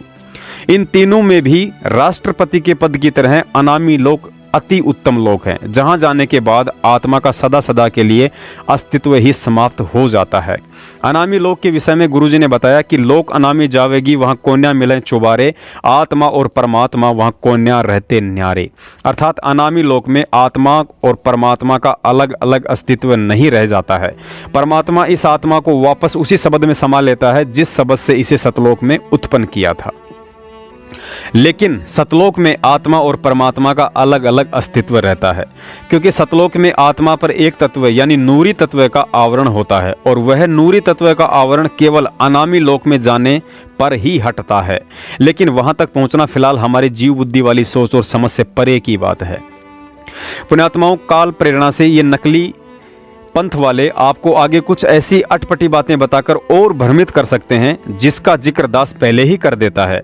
जैसे कि सतलोक में यदि 3 गुण नहीं है तो फिर क्षर पुरुष को जब परमात्मा ने अंडे में प्रवेश करके अक्षर पुरुष को नींद से जगाने के लिए मान सरोवर में छोड़ा तो उस अंडे की गड़गड़ाहट से अक्षर पुरुष को क्रोध क्यों आया, जिसके कारण वह अंडा फूटा और उसमें क्षर पुरुष निकला। सतलोक में यदि रजोगुण नहीं है तो फिर दुर्गा को युवा लड़की के रूप में देखकर काल के अंदर काम वासना कैसे उत्पन्न हुई। परमात्मा को क्या आफत आन पड़ी थी जो उन्होंने सृष्टि की रचना की। परमात्मा ने 6 दिन में सृष्टि क्यों रची। अगर परमात्मा समर्थ है तो सृष्टि रचना में 6 दिन क्यों लगे। जब परमात्मा को पता था कि अचंत सृष्टि रचना नहीं कर सकता है तो फिर उसको सृष्टि रचना का भार क्यों सौंपा। अचिंत ने अक्षर पुरुष की उत्पत्ति नहीं करी होती तो अक्षर पुरुष को मानसरोवर में गहरी नींद ही नहीं आती। अक्षर पुरुष को गहरी नींद ही नहीं आती तो परमात्मा ने अंडे से क्षर पुरुष अर्थात काल की रचना ही नहीं करनी पड़ती। परमात्मा ने काल को नहीं बनाया होता तो वह क्यों तप करता और क्यों हम आत्माएं उसके जाल में फंसती। परमात्मा ने सबसे पहले हाथ खड़ा करने वाली आत्मा को युवा लड़की नहीं बनाया होता तो काल के अंदर काम वासना उत्पन्न ही नहीं होती। वासना उत्पन्न नहीं होती तो परमात्मा उसे सतलोक से 21 ब्रह्मांड के साथ 16 संकोश दूर भेजकर प्रतिदिन 1 लाख मानव शरीरधारी आत्माओं को खाने का श्राप ही ना देते। श्राप नहीं देते तो काल हमें तवतशिला पर भून कर नहीं खाता। आदि आदि अनेकों ऐसे सवाल हैं जो व्यर्थ और बेफिजूल के हैं। इसके लिए दास आपको पहले 2 बार बता चुका है और तीसरी बार फिर बता रहा है कि जिनको सतगुरु रामपाल जी महाराज जी द्वारा बताई गई सृष्टि रचना सही से समझ में आ गई वह आत्मा ज्ञान में धोखा खाकर कभी भी भ्रमित नहीं हो सकती हैं। तो पुण्यात्माओं, यदि इस खाली दिमाग शैतान के घर मदन पंथियों द्वारा सृष्टि रचना को लेकर घड़े जा रहे उन फालतू के सवालों के जवाब देने होते तो स्वयं बंदी छोड़ सतगुरु रामपाल जी महाराज जी ने अपने सत्संगों में कब के दे दिए होते। और उससे पहले यदि इन व्यर्थ के सवालों के जवाब देना उचित समझते तो कबीर परमात्मा ने 33 अरब वाणियां बोली हैं, उनमें पहले ही जवाब दे चुके होते। इन सवालों के जवाब जानना तो ऐसे है जैसे परीक्षा के समय विद्यार्थी अपने साथी विद्यार्थी से पूछे कि भाई कल हमारा हिंदी का पेपर है, अच्छा ये बताओ उस पेपर का कलर कैसा होगा, लाल या पीला। अगर लाल हुआ तो टीचर ने पीला क्यों नहीं रखा। अच्छा ये बता पेपर में लिखावट काले रंग की स्याही से होगी या नीले रंग की स्याही से। अगर नीले रंग की है तो टीचर ने काले रंग की स्याही से क्यों नहीं लिखा। अच्छा ये बता उस पेपर का साइज क्या होगा, A4 का या A3 का। चल ये बता पेपर का वजन कितना होगा, आदि आदि। पुण्यात्माओं, अब आप स्वयं विचार कर लेना कि उस विद्यार्थी को उन फालतू के सवालों के बजाय उसे टीचर ने परीक्षा की तैयारी के लिए जो पढ़ाया था उस पर ध्यान देना था या उन फालतू के सवालों पर। एक बार एक अगस्त्य नाम का पादरी था, उसने सोचा कि भगवान ने इंसान को क्यों बनाया और बनाया तो फिर अपने पास जन्नत में क्यों नहीं रखा, हमें यहाँ दुख उठाने के लिए क्यों छोड़ दिया। एक दिन वह पादरी सुबह सुबह समुद्र के किनारे टहल रहा था। उसने देखा कि एक छोटा सा बच्चा समुद्र से पानी का गिलास भरकर लहरों से 10 मीटर दूर एक गड्ढे को भर रहा था। बच्चा लगातार अपनी क्रिया में व्यस्त था। पादरी से रहा नहीं गया और बच्चे से पूछा कि आप ये क्या कर रहे हो। बच्चे ने कहा कि मैं समुद्र को खाली कर रहा हूँ। पादरी हंसा और बोला, ये तो मूर्ख सोच है, ये समुद्र अथाह जल से भरा है, इसे खाली करने की सोच तो मूर्खता है। तभी बच्चे ने कहा कि पादरी साहब, जिस प्रकार एक गिलास से समुद्र को खाली करने की सोच मूर्खता है, ठीक उसी प्रकार परमात्मा द्वारा सर्जन की गई सृष्टि और उनके विधान के खिलाफ सवाल जवाब करना इस समुद्र को एक गिलास से खाली करने की सोच से भी बड़ी मूर्खता है। परमात्मा कहते हैं, कठिन विषम गति रैन हमारी, कोई न जानत है नर नारी। परमात्मा द्वारा रची गई सृष्टि के किसी भी पॉइंट पर क्यों शब्द का इस्तेमाल मूर्ख ही कर सकता है। उसके बाद वह बच्चा वहां से अंतर ध्यान हो गया। पुण्यात्माओं, विचार करो, 5वीं कक्षा की बुक्स भी हिंदी में लिखी होती हैं और पीएचडी की बुक्स भी हिंदी में ही लिखी होती हैं। 5वीं क्लास का बच्चा हिंदी में लिखी होने के कारण पीएचडी की बुक्स को आसानी से पढ़ सकता है, लेकिन उस पीएचडी की पुस्तकों में उन हिंदी के शब्दों का जो अर्थ निकलता है, क्या वह बच्चा उन्हें समझ सकता है? कभी नहीं। तो पुण्यात्माओं, यदि इस खाली दिमाग शैतान के घर मदन पंथियों द्वारा सृष्टि रचना को लेकर घड़े जा रहे उन फालतू के सवालों के जवाब देने होते तो स्वयं बंदी छोड़ सतगुरु रामपाल जी महाराज जी ने अपने सत्संगों में कब के दे दिए होते। और उससे पहले यदि इन व्यर्थ के सवालों के जवाब देना उचित समझते तो कबीर परमात्मा ने 33 अरब वाणियां बोली हैं, उनमें पहले ही जवाब दे चुके होते। पुण्यात्माओं, यदि परमात्मा हमें इन सब का जवाब बताने भी लगे तो क्या गारंटी है कि हम उनके द्वारा बताई गई बातों को स्वीकार कर लेंगे। अतः आप सभी सतगुरु प्रेमी आत्माओं से करबद्ध निवेदन है कि हम आत्माओं को सतगुरु से तोड़ने की काल हर संभव भरकस व घटिया से घटिया कोशिशें करेगा, और उस काल के रूप में आपका मित्र, भाई बंधु, रिश्तेदार, आड़ोसी पड़ोसी या मदनपन जैसे कालदूत कोई भी हो सकते हैं। सतगुरु से टूटने का मतलब सतगुरु की भक्ति छोड़ने से ही नहीं होता है। भक्ति करते करते भी यदि आपका अपने सतगुरु के प्रति विश्वास कमज़ोर पड़ जाए या उनके प्रति मन में किसी प्रकार का कोई दोष उत्पन्न हो जाए तो समझो उनकी भक्ति करते करते भी आप उनसे दूर हो चुके हैं। पुण्यात्माओं, काल प्रेरणा से कोई कहेगा कि यार प्रदीप, आप तो वेल एजुकेटेड पर्सन हो, आपको कानून का अच्छे से पता है। बाबा रामपाल को आजीवन उम्र कैद की सजा हो चुकी है, अब उनके बाहर आने की तो सोचना भी महामूर्खता है। कोई कहेगा यार बाबा रामपाल के अंदर वास्तव में कोई पावर होती या कबीर जी के अवतार होते तो कब का चमत्कार करके जेल से बाहर आ गए होते। ये सब बाबा एक जैसे ही हैं, क्यों व्यर्थ में उनके पीछे लगकर अपना समय बर्बाद कर रहे हो। अपने काम धंधे और बाल बच्चों पर ध्यान दो। कोई मंदबुद्धि कहेगा कि मैं तो पहले ही कहा करता था कि बाबा रामपाल सबकी निंदा करता है, एक ना एक दिन जेल जरूर जाएगा, और देखो हो गया ना वही काम। भाई कुछ नहीं रखा इन बाबाओं के चक्कर में, सब के सब पाखंडी हैं। तो कोई कहेगा हमने बरवाला कांड को अपनी आंखों से देखा है, बेचारी 5 औरतें और एक बच्चे जो बेमौत मारा गया। बाबा रामपाल के पास कोई शक्ति होती तो फिर उन्हें क्यों नहीं बचा पाया, और उम्मीद करते हो उनके जेल से बाहर आने की। कुछ मंदबुद्धि तो मुझ पवन दास को भी कहने से नहीं चूकते हैं कि ये पवन दास जयपुर वाला पागल हो गया है। बाबा रामपाल ने इसे गुरुद्रोही घोषित कर दिया है, मैनेजमेंट ने संगत से बाहर कर दिया है, फिर भी उसी बाबा के पीछे पड़ा हुआ है। पुण्यात्माओं, नाम दीक्षा से पहले इस दास ने गुरुजी का एक सत्संग सुना था जिसमें उन्होंने कहा था कि मुझे चेले बनाने का शौक नहीं है। नाम लेने से पहले इस ज्ञान को 100 बार सुनो, यहाँ से सत्संग की DVD ले जाओ, पुस्तक ले जाओ, जब ज्ञान अच्छे से समझ में आ जाए तो ही नाम दीक्षा लेना। यदि नाम दीक्षा लेने के बाद तुमने किसी के कहने सुनने से या अन्य किसी कारण से अपने गुरु में दोष देख लिया तो ना घर के रहोगे ना घाट के, उससे अच्छा है कि नाम ही ना लो। इस शरीर को तुमने करोड़ों बार औरत के जन्म प्राप्त करके वैश्या बनाया है, लेकिन अपनी आत्मा को वैश्या मत बनने देना। शरीर से सैकड़ों कसम हो सकते हैं, लेकिन आत्मा का एक ही कसम होता है, और जिसे भी बनाओ सोच समझ कर बनाओ। पुण्यात्माओं, उसके बाद गुरुजी कहते हैं कि करोड़ शीश तूने दे दिए यम राजा की फेंट, एक शीश देकर देख ले सतगुरु अपने की भेंट। जो व्यक्ति अभी भक्ति मार्ग से अपरिचित हैं या मदन पंथ के जैसे कालदूत जो सब कुछ जानते हुए भी अनजान बनने का ढोंग कर रहे हैं, आज उन्हें बता देना चाहते हैं कि वर्तमान में हम सत्सेवक सत्य के लिए संघर्ष या भक्ति केवल इस उम्मीद के साथ नहीं कर रहे हैं कि एक बार हमारा गुरु जेल से बाहर आ जाए। ये तो सतगुरु की अपनी मौज के ऊपर है कि वे जेल से बाहर आएंगे या नहीं आएंगे, लेकिन उन्होंने हमें अच्छे से समझा दिया है कि बेटा देह गुरु क्या है और शब्द गुरु क्या है। गुरु जी कहते हैं बेटा तुम्हारा असली गुरु मेरा यह दिखाई देने वाला शरीर नहीं, इस देही से मैंने तुम्हें जो शब्द दे दिया है वही तुम्हारा असली गुरु है। देही की आवश्यकता केवल मुझे तत्व ज्ञान समझाने के लिए पड़ती है। अतः तुम्हें यदि प्रेम करना है तो मेरे देही से नहीं बल्कि इस देही से तुम्हें जो शब्द दिया है उससे प्रेम करना।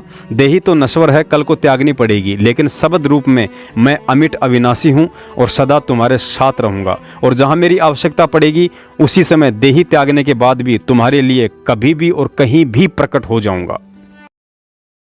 तो यहाँ कहते हैं निज तन सुत परिजन धन स्वप्न स्नेही, भीर पड़े कोई काम न देही। सुत पुत्र, परिजन रिश्तेदार, भाईचारा, ये परिवार जन्म आते हैं, परिजन्म आते हैं। सुत परिजन धन स्वप्न स्नेही, अंश भीड़ पड़े जब कोई काम न देही। निज तन संप्रिय और न आना, सो भी संग ना चले निदाना। ये कितना प्यारा शरीर लगा है। नौका यूं भी ना जात्री गेल बीरा। तो कहते हैं ईश्वर जो है, गुरु जो है, ये सबसे आपका साथी रहेगा। गुरु शब्द रूप में साथ रहेगा आपके, शब्द रूप में शब्द भी चलेगा और साथ में जहां आवश्यकता पड़ेगी अपना शरीर धारण कर लेगा। ये दोनों साथ देता है। पुण्यात्माओं, इस बात को और अधिक गहराई से समझाने के लिए कि कल को मेरे देह त्यागने के बाद मेरे बच्चों के मन में काल किसी प्रकार की कोई शंका पैदा ना कर दे कि गुरुजी ने तो मुझे केवल प्रथम मंत्र या सतनाम ही दिया है और देह त्याग दी, अब मुझे सारनाम कैसे मिलेगा और बिना सारनाम के मोक्ष कैसे हो पाएगा। पुण्यात्माओं, गुरुजी ने हमारी प्रत्येक शंका के लिए अपने सत्संगों में सैकड़ों उदाहरण देकर छोड़ रखे हैं। कमी केवल आप और हमारी ही है कि हम उन सत्संगों के मर्म को समझ नहीं पाते हैं। इस शंका के समाधान के लिए गुरुजी ने भूमड़ भगत की कथा सुनाई थी और कहा था कि गरीबदास जी महाराज जी ने छुड़ानी में देह त्यागने के बाद अपने भूमड़ भगत के लिए सहारनपुर उत्तर प्रदेश में पुनः देही धारण करके 35 साल तक उसके साथ उसके बाग में रहे थे।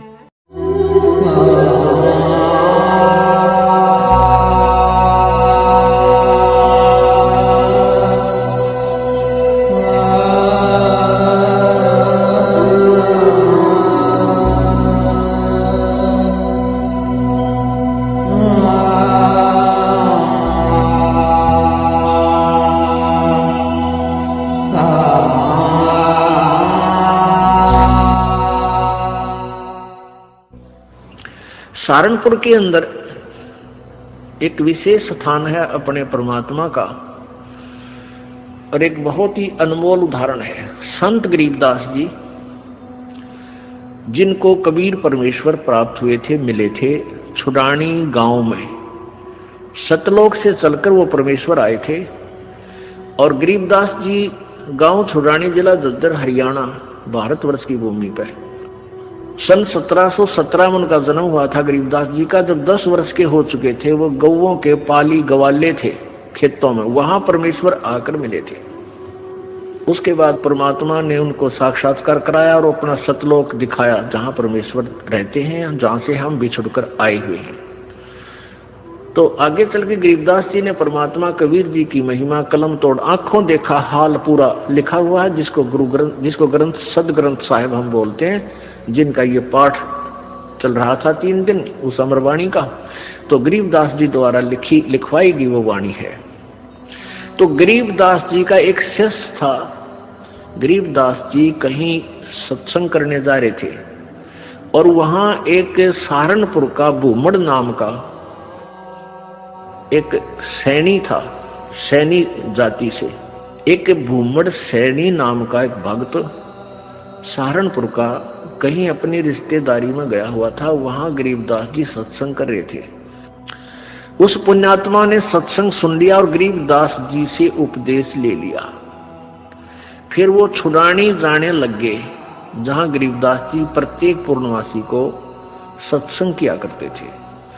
अब वो धीरे धीरे इतने प्रभावित हो गए वो भूमड़ जी, भूमड़ भक्त सैनी, के प्रतिदिन न प्रति महीना सहारनपुर से चलकर छुड़ानी आने लग गए।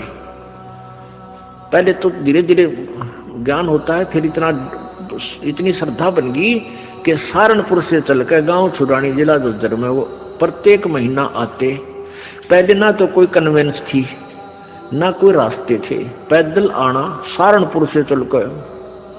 सहारनपुर से मेरे ख्याल में झज्जर छुड़ानी गांव 100 किलोमीटर से 150 से 200 किलोमीटर के आसपास है। अब वहां से पैदल चलना, और पहले वर्षा के दिनों में ये जैसे बीच में दरियाएं बहा करती थी, उन पर कोई पुल भी नहीं था, वो आते थे। वो ऐसे पिछले 1 वर्ष से ऐसा उसने प्रक्रिया कर ली। अब गरीबदास जी ने कहा, बेटा ऐसे दुख ना पाया कर, तो 1 आधा महीना छोड़ कर आ जाएगा। ने बोला गुरुजी मेरे पर डटया नहीं जाता, मुझसे रुका नहीं जाता। तो गरीबदास जी बोले कोई बात ना, ले बेटा तेरी मौज है। अब क्या हुआ कि गरीबदास जी ने भादुआ सुदी दूज को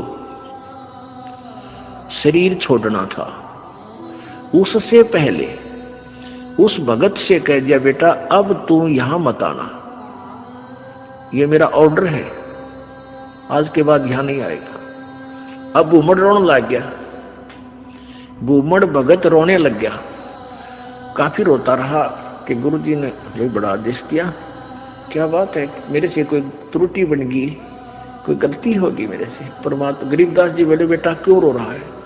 कि जी यूं रो रहा हूं, मुझदास से कोई गलती तो नहीं बन गई, आपने यहाँ न आने का आदेश, आपके दर्शन ना करने का आदेश दे दिया। परमात्मा ने कहा, गरीबदास जी ने कहा कि दर्शन ना करने का आदेश नहीं दिया मैंने, यहाँ न आने का आदेश दिया है। मैं तेरे पास वहीं आऊंगा बेटा। बालक मैंने शादी कर दी, 4 लड़के थे, 2 लड़की गरीबदास जी के पास संतान थी। लड़कियों ने शादी नहीं करवाई, ब्याह नहीं करवाया था, वो आजीवन ब्रह्मचारी रही थी अपनी भक्ति की। 4 बच्चों का ब्याह कर दिया। अब मैं फ्री हूं बेटा, वहां आऊंगा तेरे पास, और तेरा बाग है बताते हैं वहां, अच्छा कहाँ जी आपकी दया है, आपकी कृपा से तो सब कुछ हो रहा है। तो भाई उस बाग में मेरी एक झोपड़ी डाल दिए बेटा, मैं भी अपना भजन करूंगा और तेरे को सेवा दर्शन हो जाएंगे। तो बड़ा खुश होया और वापस चला गया। अब इंतजार कर रहा है, गुरुजी आए नहीं। उधर क्या हुआ, गरीबदास जी ने वो शरीर छोड़ दिया भादुआ सुदी दूज को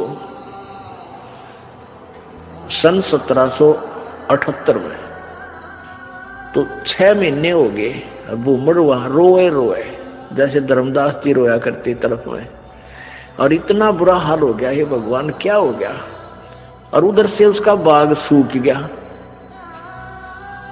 बाग कति सारे में कीड़ा लाग के कति सारा सूख गया।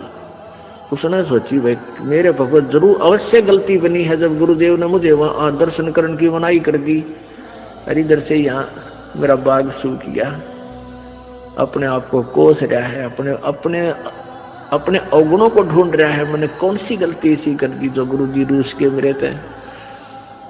तो 6 महीने रोता रहा। बसंत पंचमी के दिन गरीबदास जी भादुआ में शरीर छोड़कर बसंत पंचमी के दिन उसी शरीर में 61 साल की आयु के शरीर में, और वह भूमड़ के घर पर जाकर सच्चाई बोल दी। अब भूमड़ चरणों में पड़कर खूब रोया, है भगवान मन ने सोच ली थी कि मेरे से कोई गलती बन गई, गुरुदेव आप रुष्ट हो गया, पाए कोई ना। गरीबदास जी बोले भाई कोई बात ना बेटा, थोड़ा सा लेट हो गया, मैंने काम हो गया था। और भाई मेरा जो ना उस बाग में झोपड़ी डाल दे, जो तेरे बाग है ना, यहाँ घर में तो मैं नहीं रह पाऊंगा, वहां के एकांत में भगत भजन कराया तुम्हें। तो भूमड़ बोला महाराज जी वहां तो बाग तो सूख गया।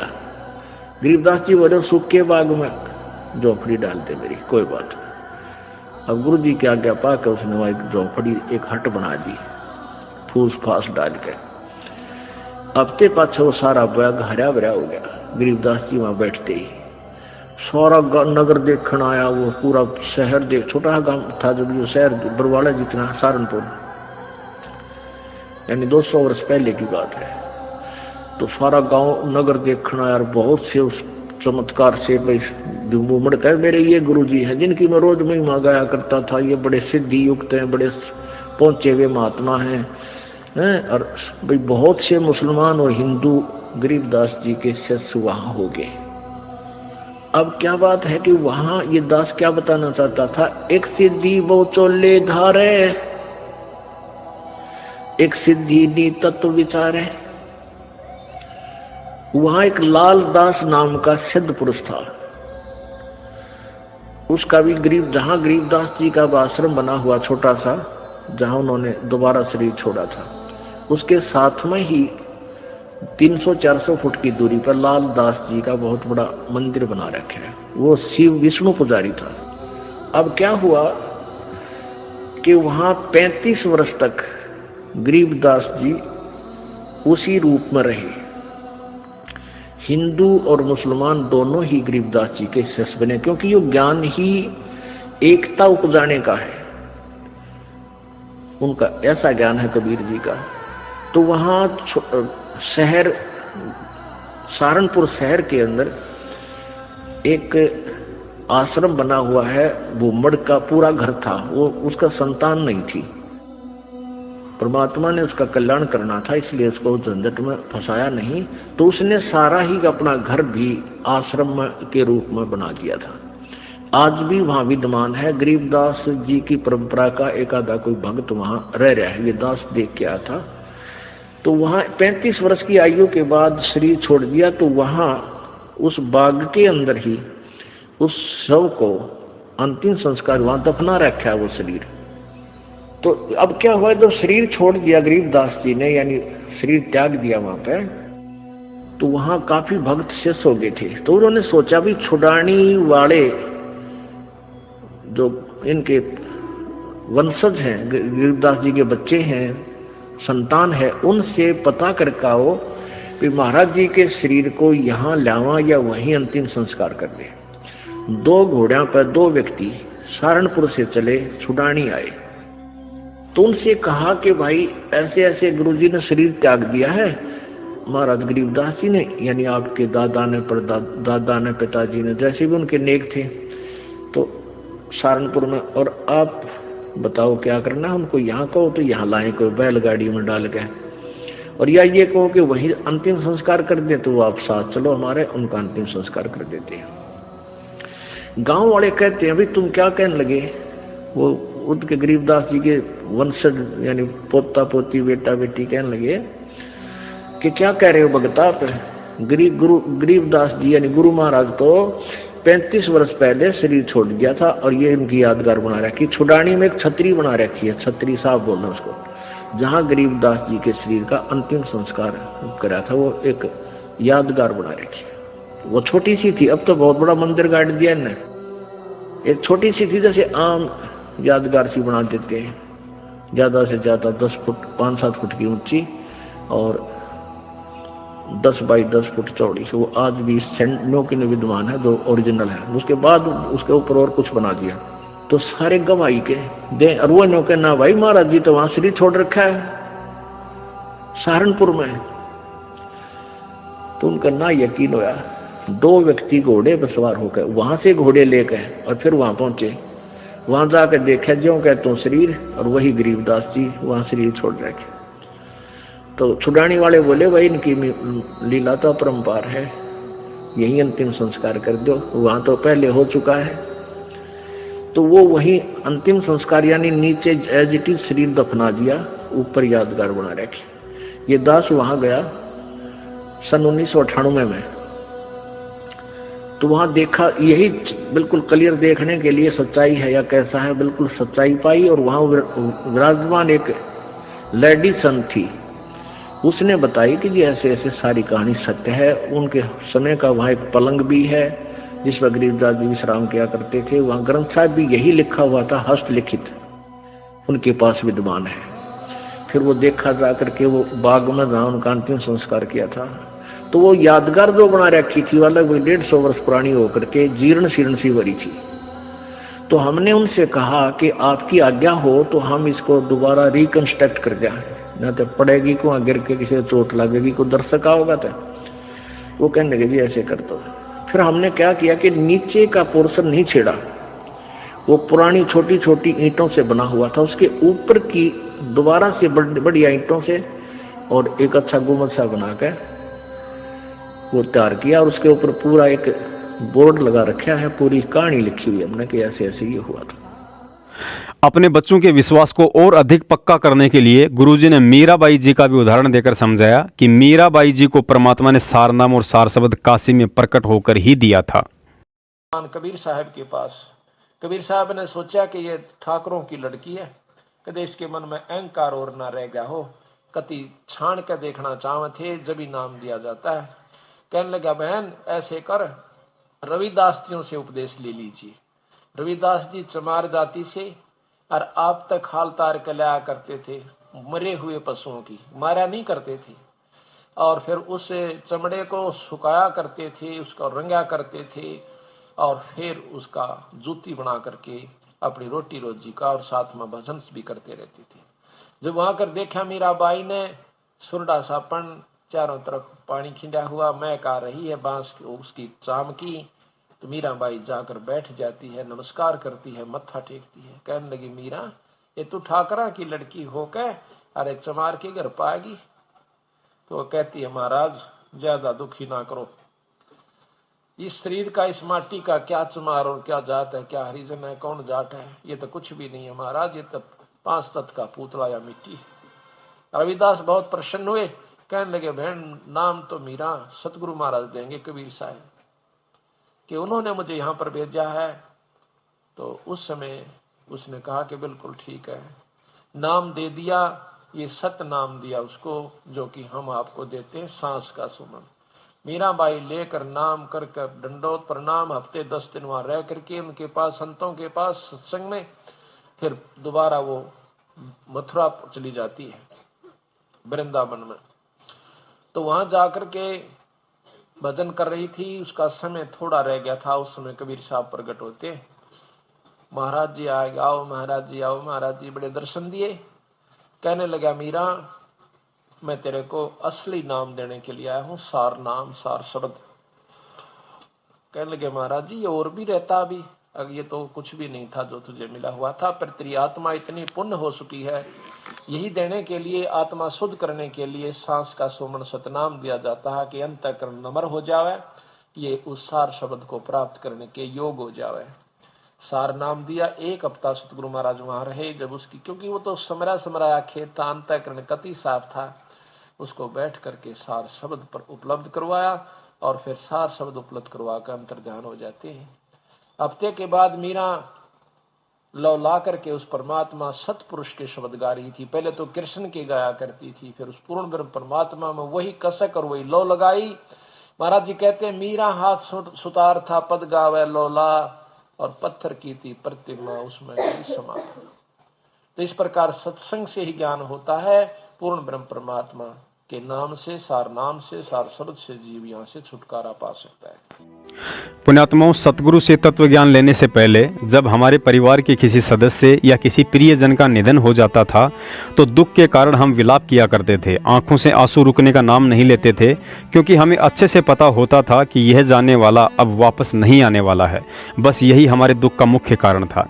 लेकिन अविनाशी सतगुरु के साथ ना ही ऐसा होता है और ना ही हमें सोचना है, क्योंकि सतगुरु देह त्यागने के बाद जब चाहे तब कभी भी और कहीं भी प्रकट हो सकता है, और चाहे तो एक ही समय अपने प्रत्येक भगत के पास प्रकट हो सकता है, शिष्य चाहे लाखों की संख्या में हो या चाहे करोड़ों की संख्या में। क्योंकि जब 1000 कला वाला काल भगवान अपने 1000 रूप बना सकता है और 10,000 कला वाला अक्षर पुरुष अपने 10,000 रूप बना सकता है, तो हमारे सतगुरुदेव बंदी छोड़ सतगुरु रामपाल जी महाराज जी तो अनंत कलाओं के भगवान है, वे क्या नहीं कर सकते हैं। इसीलिए कहा गया है कि सतगुरु जो चावे सो कर दे, भ्रम पड़ो मत कोई, और सेऊ धड़ पर शीश चढ़ाया, पाछे करी रसोई। तो पुण्यात्माओं, दास का यही निवेदन है कि हम सब गुरुजी के रहते सहते इस तत्व ज्ञान से इतने परिपक्व हो जाएं कि हमें भक्ति मार्ग पर दृढ़ होकर चलने के लिए गुरु ज्ञान के अलावा किसी भी बैसाखी की जरूरत ना पड़े। हमें उन कच्चे हीरों में शामिल होकर अपने गुरु को दुखी नहीं करना है जिन्होंने आज सतलोक आश्रम मैनेजमेंट हरियाणा को अपनी बैसाखी बना रखा है। पालतू जानवर की तरह उनके हर आदेशों पर अपनी पूंछ हिलाते रहते हैं। इस वीडियो के अंत में दास उन सभी फर्जी सारनामधारियों को गुरुजी का एक 2 मिनट का सत्संग सुनाकर उनसे एक सवाल करना चाहेगा। पहले सुनिए सत्संग। कबीर ये माया अटपटी सब गट आण अड़ी, और किस किस न समझाऊं या कुआ भांग पड़ी। तो यहाँ हम सभी एक का कुएं का भांग पिए फिर रहे। वो परमात्मा आता है, हम उसके भी जूते मारते हैं, उसको बुरा कहते हैं, नकलियों को स्वीकार करें बैठे हैं, तो आसपास भी नहीं भगवान कहिए। अब करने का दास का तात्पर्य है कि इस दास के स्थान पर ये सोच लो परमात्मा बैठे हैं, और फिर हम कैसे व्यवहार करेंगे उस भगवान से जिसके लिए हम तड़प रहे हैं। ऋषियों ने शरीर गाल दिए भगवान पाने के लिए, यदि वो मिल जाए तो हम उसका कैसे व्यवहार करेंगे। तो ये आपने रिहर्सल करनी पड़ेगी। इस दास को डला समझ लो, एक पत्थर समझ लो बोलता हुआ, लेकिन यहां नो सोच लो हम भगवान से मिलने जा रहे हैं। तो जैसा व्यवहार आप यहां करोगे ऐसा ही स्वप्न में आपका बनेगा। मृत्यु के बाद आपको ऐसा होगा जैसे स्वप्न। और वहां भगवान दास के रूप में पहले आपकी परीक्षा लेगा, बाद में ऊपर सिलेक्ट करेगा, ले जाएगा सतलोक। तो वहां जैसी भावना, जैसा अच्छा या बुरे विचार आपके इस दास के प्रति होंगे, आपके मस्तिष्क पर लिखे आएंगे वहां पर, क्योंकि वहां कोई रोड ना चल रहा है। या तो हम 100 बात छुपा ले, आपके मस्तिष्क पर लिखे आएंगे रिजेक्टेड और सिलेक्टेड, कहने की जरूरत को नहीं, बस वहां तो न्यू करना भगवान ने, फिर रह जाओगे वहीं से। फिर ठीक है, आपने जो भक्ति की है, पहले तो यदि गुरुजी के प्रति आपकी आस्था एज ए गॉड नहीं है तो भक्ति आपकी बनाए को नहीं, भक्ति चलेगी ही नहीं। आप सब साधना करते भी दिखोगे, फिर नो कि हमें कोई लाभ नहीं हो रहा, तो आपके अंदर भक्ति अंकुर वो फूटा ही नहीं। तो पुण्यात्माओं, कहने का भाव यह है कि जैसे आपको दास बताना चाहता है कि उपदेश लेने के बाद फिर आपने इस दास को परमात्मा के तुल्य समझना। पुण्यात्माओं, इस सत्संग में गुरुजी ने स्पष्ट कर दिया है कि मान लो इस दास रामपाल दास की जगह कबीर परमात्मा बैठा है। अब ऐसी स्थिति में आप उनके साथ कैसा व्यवहार करोगे? वैसा ही व्यवहार जब तक आप मेरे साथ नहीं करोगे तब तक तो समझो आपकी भक्ति शुरू भी नहीं हुई है। अब मुझ दास का सभी फर्जी सारनामधारियों से सवाल है कि मान लो आज वर्तमान में हिसार जेल में संत रामपाल जी महाराज जी नहीं बल्कि वही दाढ़ी वाले कबीर साहिब बैठे हों और बाहर तुम्हें सतलोक आश्रम मैनेजमेंट वाले एक पीला पर्चा दिखाकर कहें कि आज हिसार जेल से कबीर साहिब का आदेश आया है कि 2013 से पहले वाले भक्तों को सारनाम देना शुरू कर दिया जाए। तो अपनी अंतरात्मा से कहना कि आप कबीर साहिब के जेल से बाहर आने से पहले उस पीले पर्चे पर विश्वास करके रोहतक में सारनाम लेने जाते या नहीं। यदि आपका जवाब है कि नहीं जाते और यदि आप वहां जाकर सारनाम ले चुके हैं तो यह 100% नहीं बल्कि 1000% सत्य समझ लेना कि आप वर्तमान में गुरु मर्यादा से गिर चुके हो, यानी कि आप काल की ठगी के शिकार होकर अपने इस जन्म के दरवाजे सतलोक के लिए बंद कर चुके हो। बोलो सतगुरुदेव की जय हो।